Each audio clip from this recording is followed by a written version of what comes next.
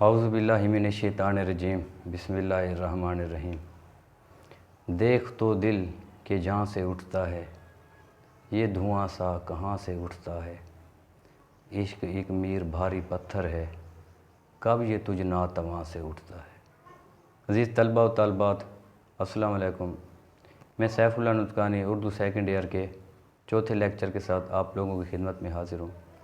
آج کا ہمارا چوتھا لیکچر حروف کے استعمال کے حوالے سے ہے۔ یہ بھی معروضی کا حصہ ہوتے ہیں اور حروف میں سے 2 نمبر کی معروضی آیا کرتی ہے۔ تو آئیے دیکھتے ہیں، یہ انتہائی آسان ہے، بہت آسان ہوتے ہیں، یعنی جملہ پڑھ کر فوراً پتہ چلتا ہے کہ اس جملے میں اس حروف کا استعمال آئے گا۔ تو دیکھیے مختلف حروف کا استعمال ہے، یہ چند لکھے ہیں جو عموماً یہی استعمال ہوا کرتے ہیں۔ ویسے ایک تفصیل ہے حروف کی، جیسے حروف علت ہیں، حروف عطف ہیں، حروف تاکید ہیں، اور اسی طرح حروف افسوس ہیں، حروف نفرین وغیرہ۔ یہ پھر ان کی الفاظ وغیرہ ہوتے ہیں اور یہ پھر تفصیل میں جانا پڑ جاتا ہے ان کے لیے۔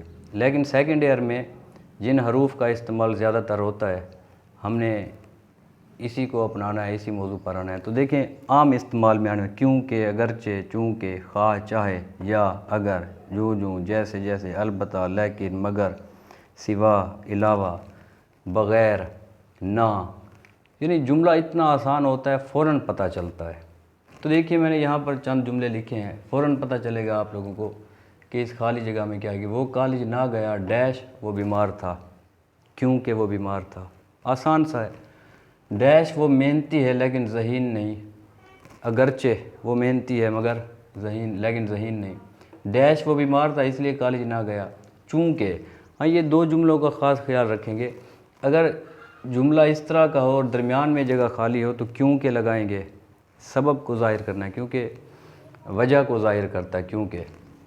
اور جب جملہ اس طرح کا ہو اور شروع میں جگہ خالی ہو تو یہاں پر چونکہ آئے گا۔ یہ ذہن میں رکھیں، یہ 2 اہم ہیں۔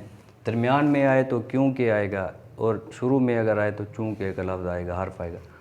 اب یہاں پر دیکھیں، بیٹھو، ڈیش، نہ بیٹھو، بیٹھو، چاہے نہ بیٹھو، بیٹھو یا نہ بیٹھو، ٹھیک ہے۔ جیسے جیسے بلندی پر جائیں تو کیا آئے گا یہاں پر، ویسے ویسے۔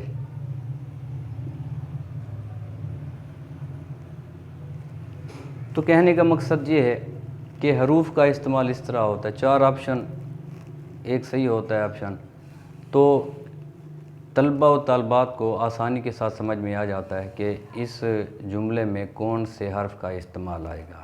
بس سمجھانا تھوڑا سا مقصود تھا۔